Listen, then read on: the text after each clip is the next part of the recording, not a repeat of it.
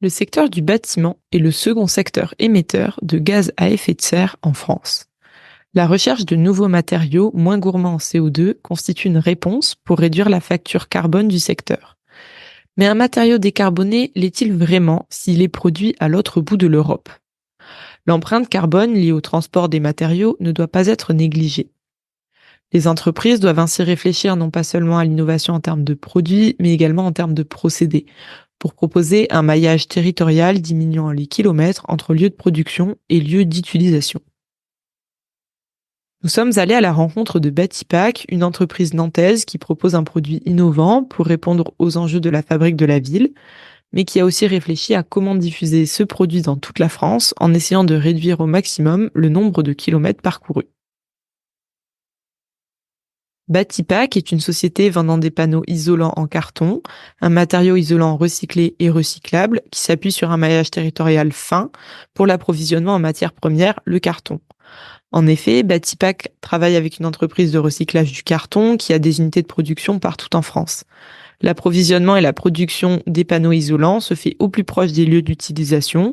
Pour cela, l'entreprise a développé une ligne de production légère, s'appuyant sur les établissements et services d'aide par le travail ou ESAT.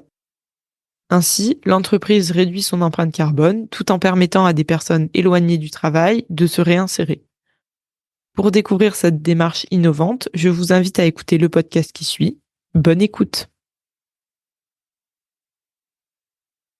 Une ville en pleine expansion. Les transitions à mener s'accumulent, l'énergie, l'agriculture, les mobilités. Monsieur l'administrateur délégué, vous êtes chargé de l'attribution et de la répartition des logements. Comment la situation se présente-t-elle? C'est une contribution au débat sur l'artificialisation des sols et les questions d'étalement urbain.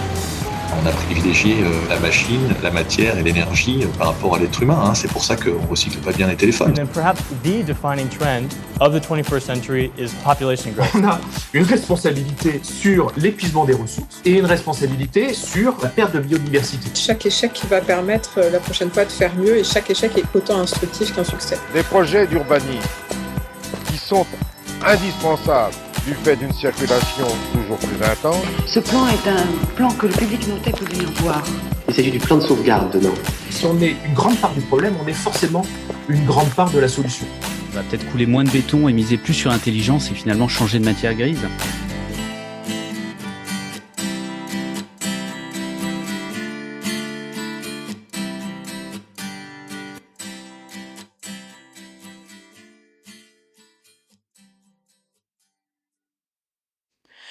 Bonjour, donc nous sommes aujourd'hui avec Batipac à Nantes, dans leurs locaux, et donc je suis avec Guillaume de Navacelle.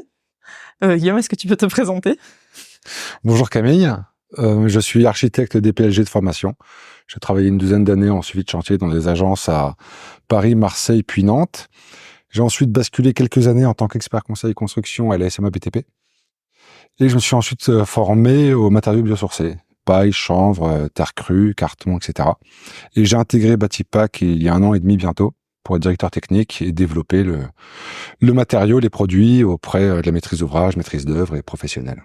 Est-ce que justement tu peux nous parler donc de ce produit qui est donc pour nos auditeurs et auditrices qui ne peuvent pas le voir, donc c'est du carton, des couches de carton collées entre elles qui servent d'isolant.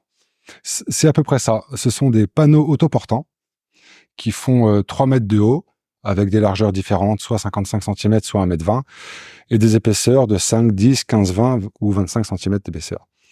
Ils sont constitués de plaques de carton qu'on appelle des triples cannelures. C'est-à-dire que la plaque arrive déjà formée avec 3 ondulations déjà collées.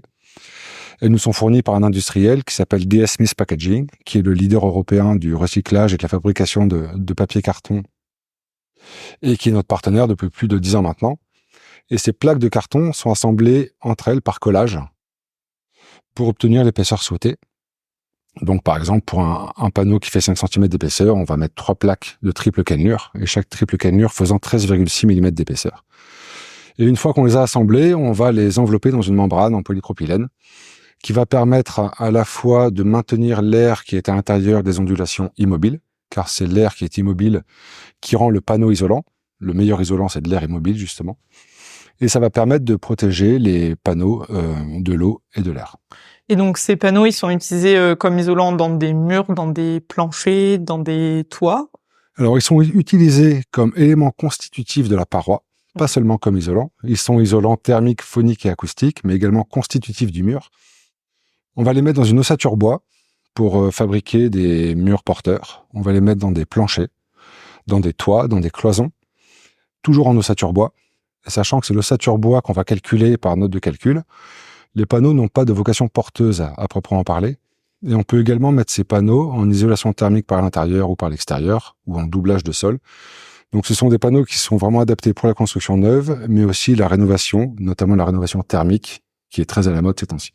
Donc pour nos auditeurs et auditrices, en fait, c'est des grands cadres en bois, c'est des tasseaux, j'imagine. Alors ouais, c'est pas tout à fait des tasseaux, mais c'est ça. À peu près. En fait, le charpentier va monter son ossature bois. Donc il va créer une lisse horizontale en bois, basse, une autre haute, et il va mettre des poteaux en bois entre ces lisses. Ces poteaux en bois, ce sont des montants qui font 145 mm par 45 de section, qui ont un anthrax de 60 cm. Ça, c'est tout à fait classique. C'est ce qu'on appelle le DTU 31.2 ou les règles de l'art. Sauf qu'au lieu de mettre après une laine minérale ou tout autre produit, il va mettre en œuvre le panneau IPAC à l'intérieur de son ossature. Et c'est le même principe pour les planchers et pour les toits. On va avoir une structure bois et on va mettre en œuvre le panneau IPAC dedans. Donc à IPAC, ça fait plus de 10 ans que vous avez commencé à commercialiser ce produit. Est-ce que vous pouvez nous donner tu peux nous donner d'ailleurs des exemples de projets que vous avez fait Alors, Batipac existe depuis 12 ans et notre premier projet a été la construction d'une maison, donc ossature bois plus IPAC, à Belle-Île-en-Mer. Donc une maison qui prend les vents depuis plus de 10 ans maintenant, qui prend la pluie, l'humidité, qui a très bien vécu. On est d'ailleurs sorti de ce qu'on appelle la décennale, l'assurance décennale qui est une assurance obligatoire dans la construction.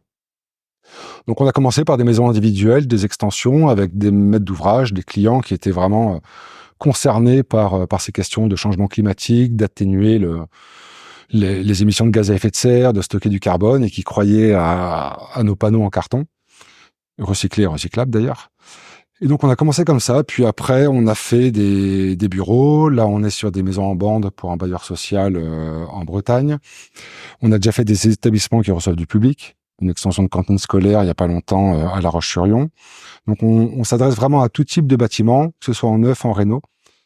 Sachant que je précise que nous sommes fabricants du panneau, et c'est vraiment le charpentier ou l'entreprise de construction qui va mettre en œuvre ces panneaux dans son bâtiment, dans son chantier. Oui, on fabrique simplement le panneau. Vous faites que les panneaux et ensuite vous vendez le produit.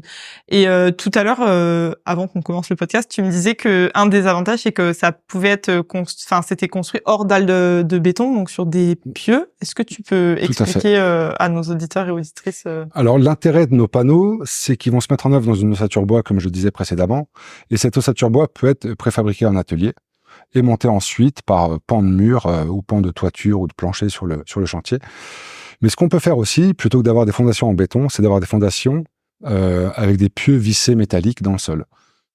Et donc, on va visser des pieux à peu près tous les 5 mètres, et sur ces pieux, on va poser des poutres en bois, et on va poser les structures qui intègrent les panneaux bois plus IPAC, murs, planchers, etc., sur cette ossature métallique. Ouais.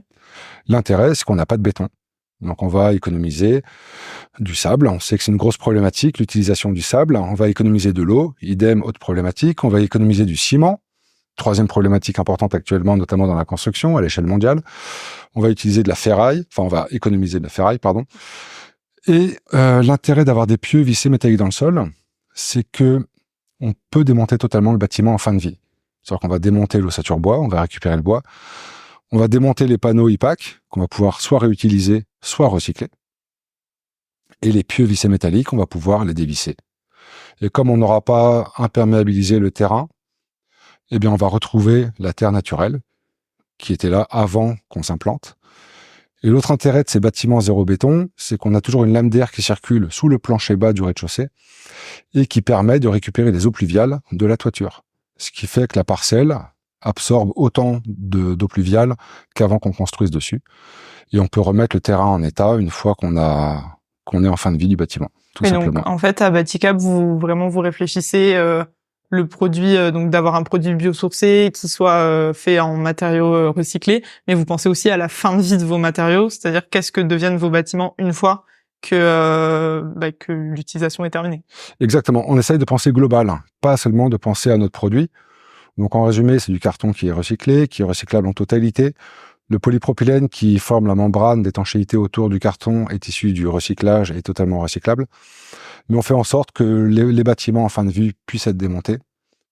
Et dans notre modèle de fabrication, on fait aussi en sorte de créer une économie locale et circulaire au plus près de la demande en proposant de réindustrialiser les territoires.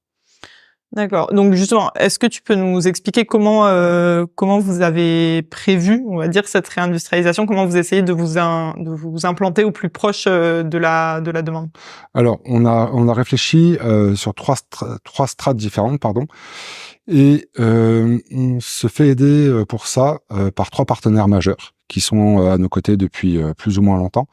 Le premier partenaire, c'est le groupe DS Smith Packaging, qui est le leader européen du recyclage et de la fabrication de papier carton, donc qui ont entre 35 et 37 sites de fabrication en France. Eux fournissent du carton à leurs clients dans un rayon de 150 km à peu près par site. Ils récupèrent ensuite le carton, le recyclent, etc.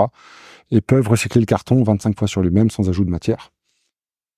Le deuxième partenaire, c'est le groupe Estille. Le groupe Estille est spécialisé dans le travail par l'insertion, par l'inclusion. C'est un partenaire important car c'est grâce à lui qu'on a développé notre ligne de production qui est low-tech et qui est adaptée à un public en situation de handicap mental, physique, sociétal, et qui, grâce à notre procédé, va pouvoir être mis un peu sur le devant de la scène et ressortir un peu de son exclusion. Et on va s'appuyer pour cela sur les structures d'insertion qui existent sur tout le territoire. Et notre ligne de production, qu'on a développée grâce au groupe Esti, est une ligne de production low-tech, totalement adaptée à ce personnel en situation d'insertion.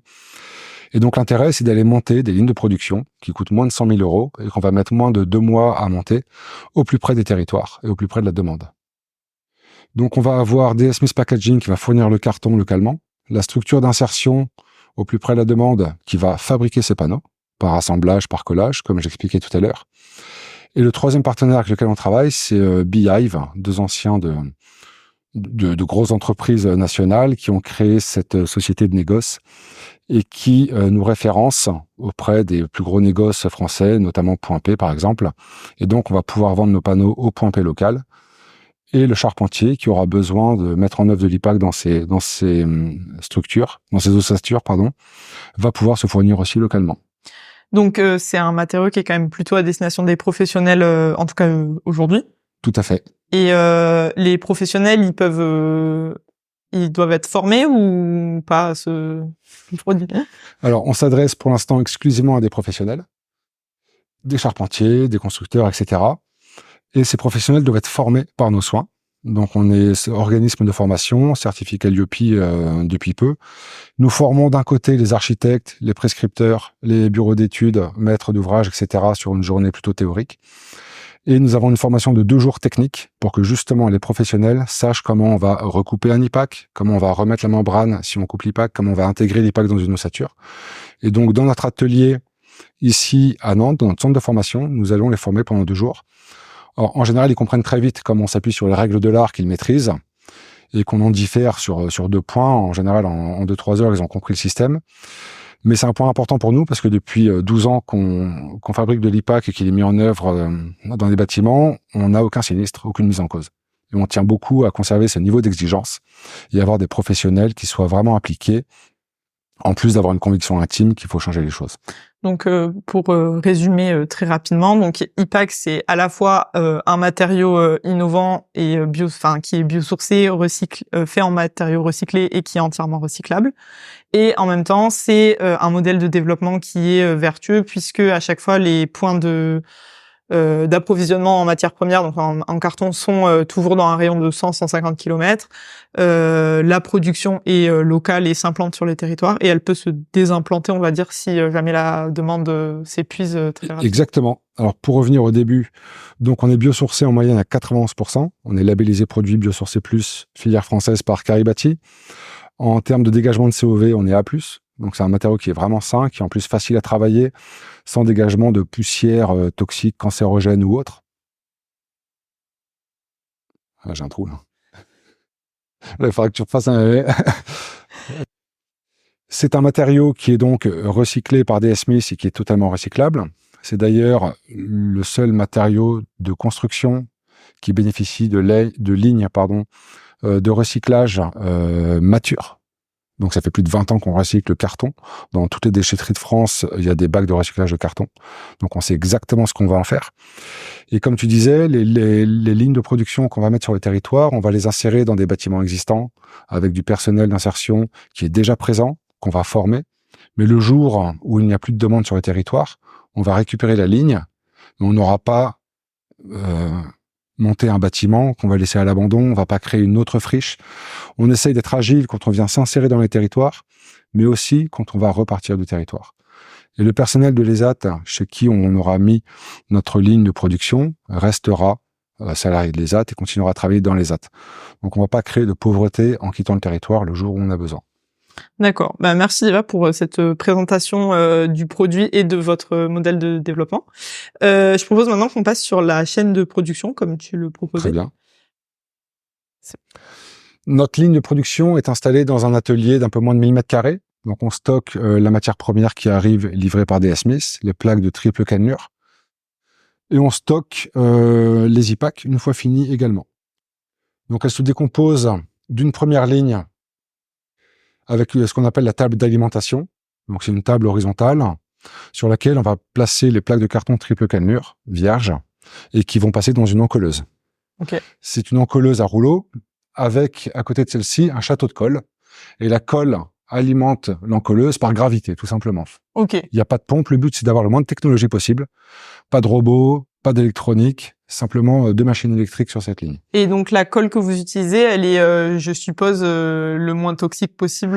Tout à fait. On utilise de la colle cellulosique alimentaire de deuxième contact pour éviter que le personnel, s'il met la main à la bouche, s'intoxique. Donc il peut en ingérer, mais il faut qu'il évite de le faire trop souvent. Mais en tout cas, il n'y a pas de problème de santé par rapport à ça. Donc la plaque de carton triple cannelure va passer entre les 2 rouleaux et va donc recevoir de la colle sur sa face inférieure et sa face supérieure. Des deux côtés. Exactement. Quand elle sort de l'encolleuse, on a une table avec des roues de roller qui permettent de la faire rouler jusqu'à ce qu'on appelle la table à angle. Okay. Dans la table à angle, on va avoir 2 opérateurs, un de chaque côté. Et chaque opérateur va positionner une première plaque de carton vierge sur la table. Okay. Non encollée, du coup. Non encollée, exactement. Et va récupérer la plaque de carton qui sort de l'encolleuse, encollée sur les 2 faces. D'accord. Il va la positionner sur la feuille vierge. Et ensuite, il va reprendre une autre feuille vierge qui va positionner sur la feuille encollée. Ok. Et il va faire ça autant de fois qu'il faut pour monter... Tu as tout compris. Voilà. Donc, il va faire 5, 10, 15, 20, 25 cm, etc. Une fois qu'il fait ça, on ouvre ce volet à l'extrémité de la table à angle. On fait circuler le panneau de carton qu'on a assemblé et on va le mettre sous une presse. D'accord. Donc, c'est une presse cylindrique à ressort, très basique. Okay. C'est pas du tout électrique, c'est que mécanique. Et là, les panneaux vont rester environ 10 minutes sous la presse. Okay. Donc 5 minutes sur une première partie ici, 5 minutes sur la seconde, pour que la colle puisse prendre. Okay. Et ce qui diffère des 2 presses, c'est la pression, en fait, j'imagine. Non, en fait, on a multiplié les 2 parce que le temps de monter un panneau, c'est à peu près 5 minutes. Okay. Donc le panneau qu'on a mis sur la table à angle va pousser le premier panneau qui se trouve sous la presse et va l'envoyer sous la deuxième partie de la presse. Okay. C'est juste pour multiplier le temps de presse, tout simplement. Pour les auditeurs et auditrices, du coup, les tables, c'est comme des rouleaux comme à la caisse en fait de supermarché. C'est des rouleaux pour faire passer plus facilement les pains. Voilà, c'est une structure métallique à peu près à 1 mètre de hauteur, avec un lit de rouleaux, donc cylindrique forcément, rouleaux à billes, qui vont permettre de faire coulisser les panneaux d'un poste à l'autre, tout simplement. Après la presse, on a la découpe. Donc ici, le fait de pousser les panneaux depuis la table à angle là-bas, les pousse dans la presse, et après ça les pousse sur le chariot de la découpe. Ok. Et pourquoi on découpe? Parce que DS Smith nous fournit des plaques de triple cannelure qui sont hyper précises en largeur, mais en longueur, comme elles sortent d'une dérouleuse, il y a toujours 10 à 15 mm de trop. Okay. Et donc, pour avoir une coupe hyper précise, on va rectifier nos panneaux et couper ces 10 à 15 mm en trop. Donc là, en fait, le panneau vient se mettre en butée, j'imagine. Exactement. On vient le caler en butée à l'extrémité du chariot. Et après, il y a la scie qui passe tout droit. Avant ça, on a un volet qui permet de bien caler le panneau en butée. Une fois que c'est fait, on pousse le chariot sur ses guides et ça permet de passer le long de la scie à ruban. Et la scie à ruban va découper les 13 mm en moyenne qui sont en surplus. Exactement. Ok. Et après, c'est fini? Non. On arrive bientôt à la fin de la première phase. Une fois qu'on a ça, le rouleau arrive en butée. On fait rouler les panneaux IPAC. Donc, ils sont toujours à l'état de carton brut sur une autre table. On les stocke provisoirement à cette extrémité. Et c'est la fin de la première phase. D'accord. Mais tu t'en souviens, Camille, c'est important que l'air soit immobile dans donc, le carton. Donc, il faut une membrane de polypropylène. Exactement. Maintenant, il va falloir enfermer les ondulations, les alvéoles d'air pour que l'air soit immobile. Et pour ça, on passe à la deuxième phase. Alors, dans l'idéal, on aurait aimé que cette deuxième phase soit en continuité directe de la première. Oui. Mais comme l'atelier n'était pas forcément aux bonnes dispositions géométriques, on s'est aussi adapté à l'existant. On s'est adapté au bâtiment aussi. Ce qui n'est pas très grave non plus. Alors, sur cette table de pelliculage ou d'enveloppage, on va positionner notre membrane sur la table. Donc, c'est une membrane qui est pré-pliée, pré-coupée, pré-logotée. Ok. Oui. Comme ça. Vous les commandez. On les commande, voilà. Alors, chaque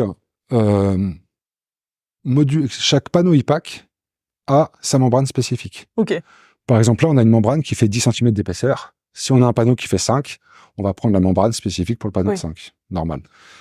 Donc, une fois qu'on a positionné la membrane sur la table, on vient envoyer de la colle dessus. Ok.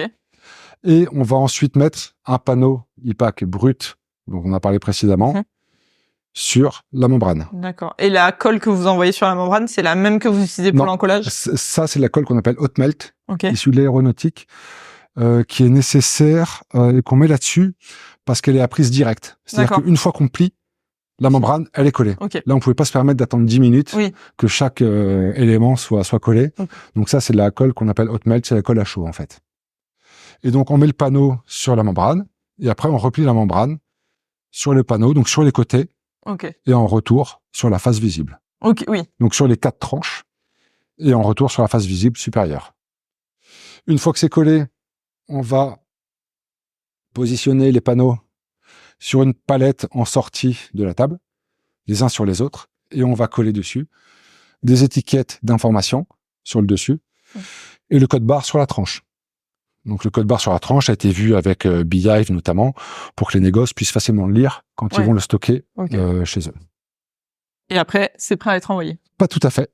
C'est presque prêt à être envoyé. Donc les palettes sont stockées. Et avant d'être envoyées, on va les pelliculer de plastique pour les protéger. Le temps du transport, du stockage, etc. On peut pas les envoyer brutes comme ça. Et on va les sangler aussi, pour éviter qu'elles se disloquent pendant le temps du transport ou du chargement. Ok. Et donc, une fois que c'est sanglé, c'est prêt à être envoyé dans les points de vente? C'est prêt à partir. Et donc, ça va chez Point P, chez d'autres négoces. Et c'est stocké chez eux et vendu aux charpentiers localement après, comme n'importe quel produit de construction. D'accord. Eh ben, merci pour ces explications. Avec plaisir. Qui étaient très claires, en tout cas pour moi, et j'espère pour nos auditeurs et auditrices. Et puis, merci pour aussi la présentation de votre modèle et de votre produit qui les deux sont très innovants et très intéressants. C'est un plaisir. Si on peut faire connaître ces nouvelles façons de construire pour changer un peu les choses, nous serons toujours disponibles. Merci beaucoup et à bientôt peut-être.